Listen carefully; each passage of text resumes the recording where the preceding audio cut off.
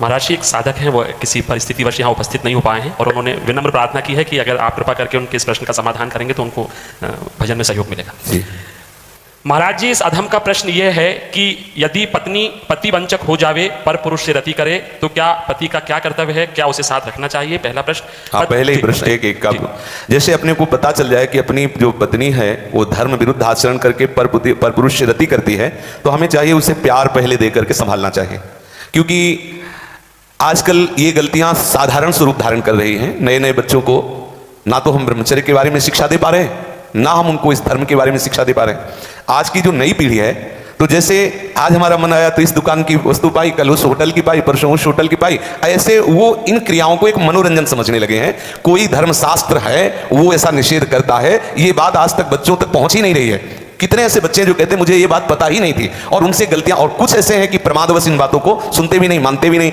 अब क्या हुआ, जब उन बच्चों का ब्याह होगा तो उनका अभ्यास है। जैसे कोई एक बच्चा जब उससे परिचय प्राप्त हुआ तो उसने बताया हमारे 9 गर्लफ्रेंड हैं।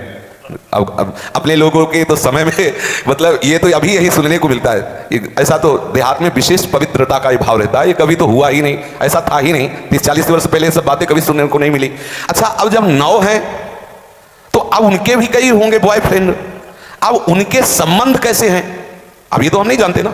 मित्र बनाना कोई दोष नहीं है, लेकिन मित्र बन के अपनी सीमा में पवित्र रहना ये बड़ी मुश्किल बात है, क्योंकि बड़े बड़े साधक जो जितेंद्रियता के मार्ग पर चलते हैं उनसे भी चूक होने की संभावना रहती है। फिर जहां एक प्रश्न ही नहीं है जितेंद्रियता का, जहां साधन का प्रश्न ही नहीं है, वहां पवित्र रहा जा सके, मुझे तो लगता है असंभव, मुझे लगता है असंभव। अब यदि उनकी आदतें वहां खराब हो चुकी हैं तो ब्याह होने के बाद उस आदत को एकदम रोक पाना बहुत ही कठिन है। उसके मन में आएगा, चाहे जितना सुंदर उसका पति हो, लेकिन वो स्वभाव है, उसने कभी मर्यादा का पालन नहीं किया, तो उससे ये गलती हो जाना स्वाभाविक है, क्योंकि नींव खराब हो चुकी है। अब क्या करे, पहला कार्य पति का है कि उसे प्यार करके, लेकिन ये वही सुधार सकता है जो स्वयं में सुधरा हो। पहले पति को देखना चाहिए कि मैं एक पत्नी व्रत हूं, क्या मैंने कभी भ्रष्ट आचरण नहीं किए, क्या मैं अभी भ्रष्ट आचरण नहीं कर रहा। यदि नहीं तो फिर उसके लिए उत्तर है वो एक बार पत्नी को प्यार से दुलार से संभालने की चेष्टा करे, उसको समझाए कि उसका वो कार्य बहुत बुरा है। पतिवंचक पर पति रति करई, रो रो नरक कल्प शत परई। न जाने कितनी ताड़ना उसको भगवत विधान से मिलती है। यदि आपको पति थोड़ा कुरूप मिल गया है, थोड़ा योग्य नहीं है, और आप ऐसा दुराचार इस भाव से, तो वो बहुत दंड का कारण बनेगा, वो बहुत हानि का स्वरूप है। अब हमें उसके सुधार के लिए उसे प्यार देने की आवश्यकता है, उसे समझाने की आवश्यकता है, उसकी आवश्यकता को हम महत्व दें। उसे प्यार के द्वारा ऐसा नहीं है, जो अंग खराब हो जाता है हम औषधियों के द्वारा उसे पुनः ठीक करते हैं। जब ऐसी स्थिति हो जाए कि पूरे शरीर में सड़न हो तो फिर कटवा देते हैं। जब ऐसी स्थिति हो जाए कि बहुत बार समझाने पर भी धर्म विरुद्ध आचरण, तो फिर अपने भारतीय संविधान में तलाक की व्यवस्था है, फिर वो विधान कर ले।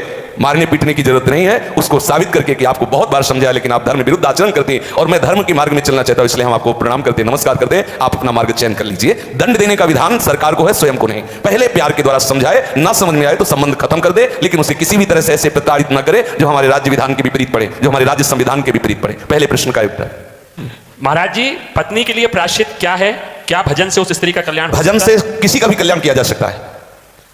अगर वो व्यभिचारिणी पत्नी है और हमारे प्यार से वो सुधरना चाहती है तो भगवान नाम का आश्रय लेकर के उसे मार्ग में बढ़ाना चाहिए, वो निश्चित भगवत प्राप्त हो जाएगी, उसका निश्चित सुधार हो जाएगा। जब वैश्याएं भगवत प्राप्त हो गई तो वो क्यों नहीं हो सकती? गलती किसी से भी हो सकती। पहले गलती देखने वाले को देखना चाहिए कि मेरे अंदर गलती है कि नहीं। यदि नहीं है तब ये प्रश्न आता है संभालने का। यदि है तो पहले आप अपने में ब्रेक लगाइए। आप चलो भ्रष्ट आचरण से और उसको बनाना चाहो पतिव्रता तो असंभव। यदि आप सत्य मार्ग से चलोगे तो आप में वो दम है, वो प्यार है, उसे समझाया जा सकता है। कितने ऐसे सद्भावना वाले हुए हैं कि संस्कारवश वैश्यालय में फंसी हुई लड़कियों को उन्होंने पत्नी स्वीकार किया और एक सदगृहस्थी की तरह जीवन उनको यापन करने का अवसर दिया। फिर वो तो पत्नी है, यदि वो स्वभावश गलती कर जाती है तो ऐसा नहीं कि आप उसको दंड दें। प्यार के द्वारा आदत है बिगड़ गई, उसे संभाला जा सकता है, आदत से सुधार किया जा सकता है। यदि नहीं सुधरती तब त्याग का प्रश्न उठता है, फिर उसे त्याग दे देना चाहिए। दंड देने का अधिकार नहीं। कोई है कि किसी तरह भी ऐसी पत्नी को मार देना चाहिए, नहीं, ऐसा अधिकार नहीं। भारतीय संविधान में, भागवतिक संविधान में, दोनों में नहीं। त्याग कर दो। आपका संबंध नहीं बनता तो नमस्कार, आप अपने मार्ग को देखिए। हमारा आपका बाड़ी ग्रहण संस्कार हुआ था धर्मपूर्वक चलने के लिए। यदि आप धर्मपूर्वक नहीं चलती, आप स्वीकार करो कि आपको बहुत बार समझाने पर भी फर्क नहीं पड़ा, इसलिए आप अपना मार्ग चयन कर लीजिए। ऐसा चलना चाहिए। और उद्धार तो अपिचेत दुराचारो भजते मां मनन निभाग। जिसने ये निश्चय कर लिया अवलो निशानी अपना, आज से भी वो परम पवित्र है। आज से अभी साथ रहे संबंधव्या सम्यक दर्शिता। ऐसा गलती होती रही, स्वभावश गलती है, आज से अब नहीं करूं। उसी समय से वो महात्मा है, वो पवित्र है, भगवत शरणागत है, इसलिए उसको आदर देना चाहिए। कल ये पापी था, ऐसी बात ध्यान करके हम उसका कभी अनादर न करें। कल भूल से उससे गलती हो गई, आज उसने निश्चय कर लिया अब नहीं करूंगा, उसे भरपूर प्यार। मुझे तो लगता है प्यार से पशु को अधीन किया जा सकता है, तो स्त्री को क्यों नहीं अधीन किया जा सकता? मुझे तो लगता है यदि हम उसकी एक एक वृत्ति को अपने प्यार में पगा दें तो संभाला जा सकता है। प्यार एक बहुत बड़ी सामर्थ्य है। प्यार में बहुत बड़ी सामर्थ्य है। कोई कितना भी गंदे स्वभाव का पुरुष हो या स्त्री हो, यदि वो परस्पर एक दूसरे को प्यार देने लगे तो सबको प्यार की भूख है, सबको प्रेम चाहिए, सबको चाहिए अपनापन। हो सकता है आपके द्वारा वो अपनापन उससे ना मिलता हो जो उसे चाहिए, अगर वो पूर्ण होने लगे तो हो सकता है उसका स्वभाव सुधर जाए। हमें हर तरह से पहले प्रयास करना चाहिए कि हमारी पत्नी हमारे भाव के अधीन हो जाए, हमारे सत्मार्ग में चलने वाली बन जाए। जब ऐसा ना हो तो अंतिम बात है त्याग दे उसे।